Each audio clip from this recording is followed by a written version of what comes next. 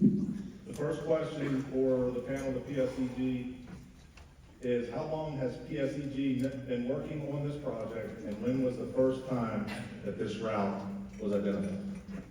Yep, thank you for the question. So just to go back through the process, right, PJM ultimately opened up a bid solicitation window that ran for the better part of the year.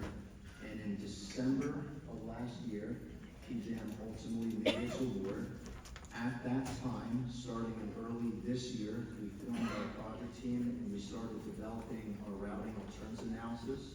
And then effectively, by the time we were complete, what we do is we take public information, we take feedback that we've received thus far, but it's missing, ultimately at that point in the May-June timeframe, it was missing one key link, which is feedback from the wider public. And so what we did is in early July, we published the routes. That was right around the time that we actually were able to create those routes internally, those alternatives. And so in early July, we published the routes, and then we had what was our very first set of public information sessions. So the next question is, were routes other than the current proposal considered, or proposals? And if so, why were these routes chosen over other options? And then why is there not an emphasis on using existing right-of-way? Yep, thank you for the question. So we've received that question a lot. So we have looked at use of utilizing the existing right-of-ways. We had initially discounted a route that paralleled the existing 500 kV line, which is to the south. That's actually the same exact type of line that we're looking to construct in terms of the capacity. And ultimately, one of the challenges we had is that we would need to go over homes. And so in our alternative routes, what does that mean? That was a terrible answer. Infrastructure, which is homes. That was a terrible answer. It was an awful answer. All right. Maybe we didn't hear decorum, folks. Civil discourse, please. Civil discourse. We can certainly call in the sheriff's office if we have to. I don't want to do that. This is a wonderful day. Wow, you're supposed to be on our side. Listen, we're going to get more out of this by everybody listening, and you can have your opportunity to come answer your questions. That's what we're going to get the bit about. That wasn't a real answer. Back and screaming profanity. It doesn't help.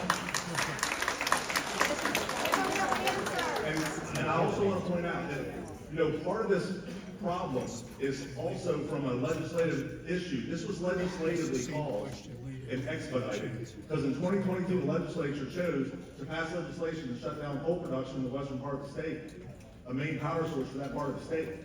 So that impacted this directly. So understand that that's a part of this as well. So there's multiple facets to this. There's not an easy answer. These guys are coming into the lion's den. All right, next question. Is the currently proposed transmission line route final, or can we expect changes before the route is finalized? And then if the route isn't yet final, when will the route be finalized? Yep, thanks for the question. So the route, to be clear, is not final. We've received a lot of feedback. It's causing us to go back and revisit some routes that we had initially dismissed based on the feedback. And to answer your question on when the route is final, so we plan to file our application to the Public Service Commission, which is one of the key permits, later this year. And ultimately, they need to determine that this project is needed, and ultimately would need to agree with this route. So it is nowhere near final. What criteria would PSEG be using to determine the final pathway of the project?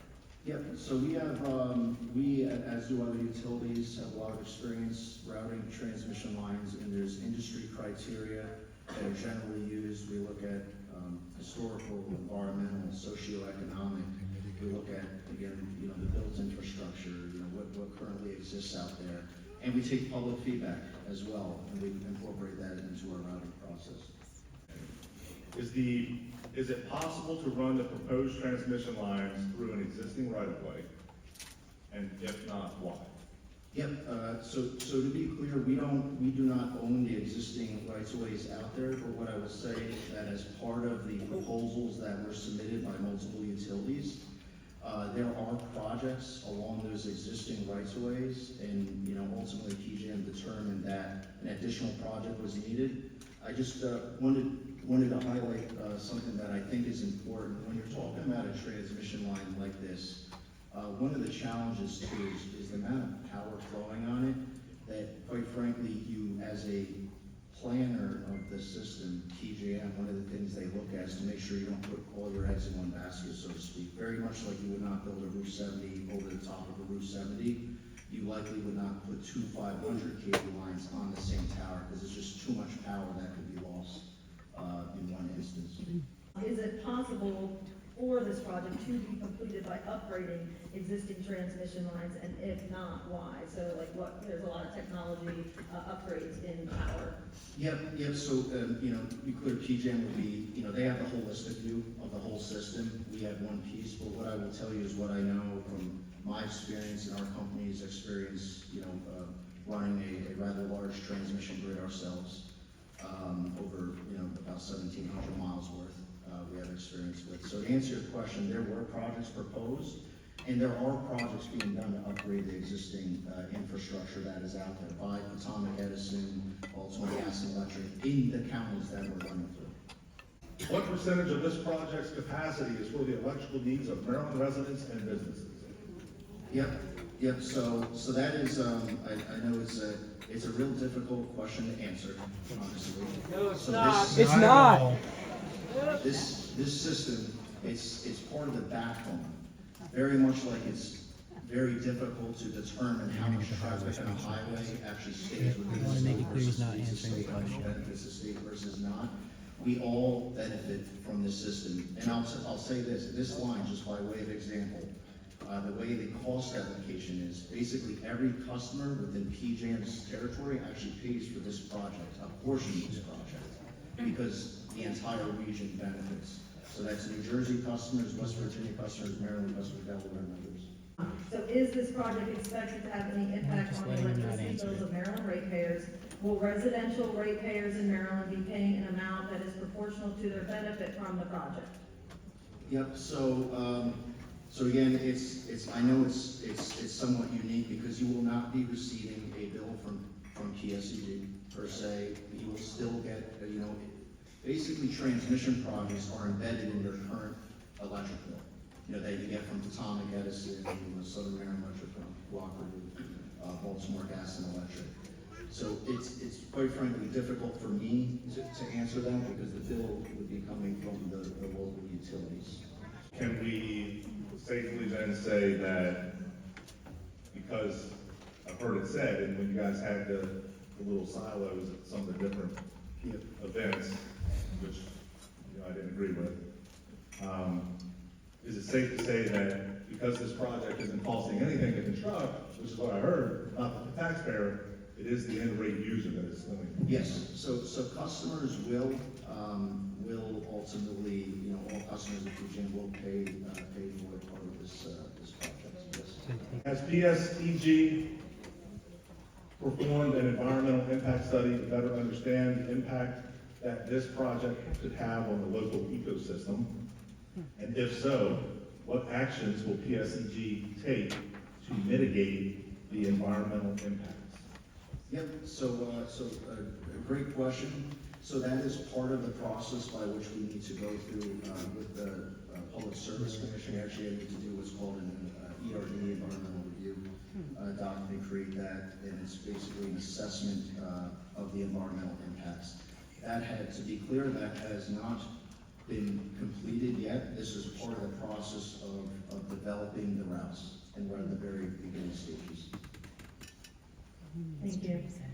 So one of the things that I went and I was invited to a farm that will be impacted, and they actually already have power lines going through the farm, and I stood right under them. So people want to know, will these transmission lines have an impact on public health, and will they generate any noise? Yep. And keep in mind, I stood right under them. Yep, no, I understand. Yep, so I'll answer Both questions. So, number one, these lines are not new, particularly even to this county. There are existing 500 kV lines that run to the south. So to answer your question, these lines exist throughout the United States.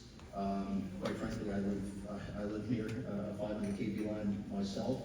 As far as the noise, they do generate some noise. I'm sure you probably heard it when you were out there. The video Generate a lot of noise. But there is some noise from the 500 kV line, to be transparent. There was a part about the health impact that you didn't answer. There was the public health impact that you didn't answer. Yep, so, you know, yes, I'm not an expert in that question. What I would say is these exist throughout, and generally speaking, we haven't seen that. You know, we have utility workers, people I work with that work on lines like this live. You're a good example. I personally have not seen that. What considerations has PSEG made for the important environmental, cultural, and historical sites that are located in the path of the proposed route? So so that is part of the process. To be abundantly clear, we are at the very beginning of the process of doing that routing assessment, and those specific considerations are taken into account and will be part of our environmental assessment that we ultimately need to submit to the PSC. Previous PSEG transmission projects had an impact on the value of adjacent homes and businesses. Should homeowners, businesses located near this project expect an impact to their home's value? Yeah. So, No. you know, so generally Not gonna answer. speaking, again, that is, you know, we do look at impacts just overall as part of our assessment. Yes or no? Answer one question. Yes or no? Like I said, It's simple. Yes or no? Is it gonna positively impact our home value, or is it gonna negatively impact our home I value? mean, it's, Or is it gonna remain neutral? like I said, it's, you know. That's all, folks. It's not the ones. What criteria will PSEG be using to determine appropriate compensation for easements and land use rights? Yep, so we have, the process we use, we prefer, and as we've done, and as I've done on many projects, we negotiate directly with the property owners. We use an appraisal-based process where we'll get appraisal, maybe we bid appraisal, and we come to a fair negotiated agreement on that. It's a big one. And a couple things. One, we are very much an agricultural community, and we really respect our ag preserves and our farmers and things like that.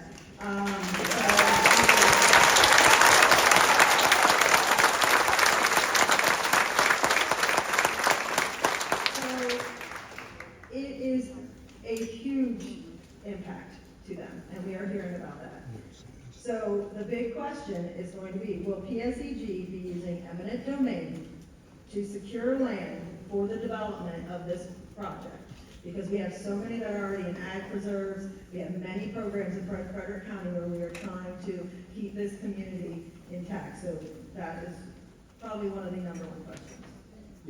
Yep, so to answer your question, I understand, right, a lot of folks are concerned about how it impacts their property, ability to farm. To be clear, we have these transmission lines throughout, we have many transmission lines.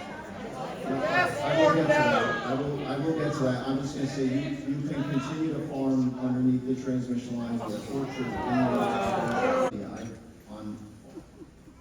I can't even remember the last time that we have used it. I will tell you, we will work with the property owners for as long as we can